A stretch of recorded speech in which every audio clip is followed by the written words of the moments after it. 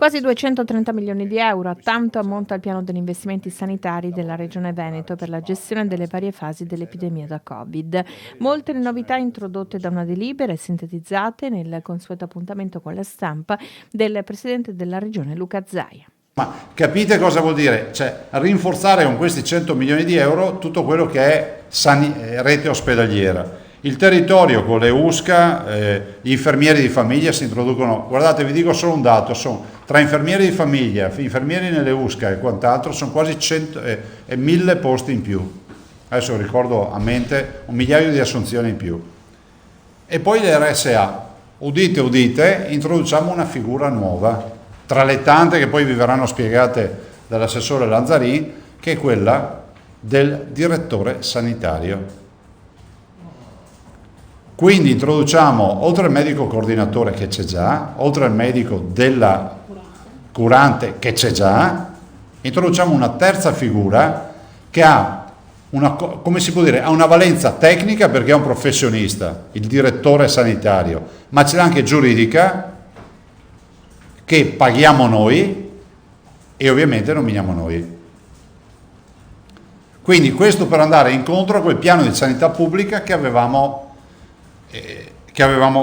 ideato e pensato, e poi delle strutture diciamo residenziali dedicate ai pazienti coronavirus, cioè diciamo nell'ambito dell'RSA cominciamo a identificare delle strutture diciamo polmone, fra virgolette, ce ne sarà una per ULSS, dove l'eventuale paziente coronavirus, o permettetemi di dire, o l'eventuale paziente oggetto di un'infezione pandemica o epidemica, va in queste strutture che sono delle strutture polmone, satellite, in modo tale da tenere sempre pulita la struttura di base.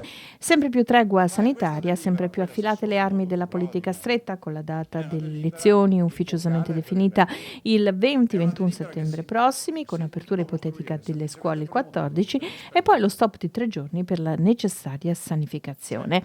Ma sul tavolo anche le frizioni all'interno della coalizione di centrodestra. Patto dell'autonomia in cambio del presidenzialismo, il motivo del contendere tra Lega e Fratelli d'Italia. Prima di tutto non è affar mio, no? Nel senso che non mi occupo io di ste robe, non ho mai partecipato alle trattative, ma che Giorgia Meloni dica che non capisce questa intervista, cioè, guardate che è un'intervista di una limpidezza e di una correttezza che è unica, me lo dico da solo, cioè, trovatemi una frase o una sbavatura di su tutte le interviste. Ho l'impressione, conoscendo Giorgia, io con Giorgia sono stato ministro assieme, e per l'intelligenza che le riconosco, ho l'impressione che qualcuno le abbia riferito dell'intervista, ma non può aver fatto queste dichiarazioni avendo letto l'intervista, mi rifiuto di pensarlo.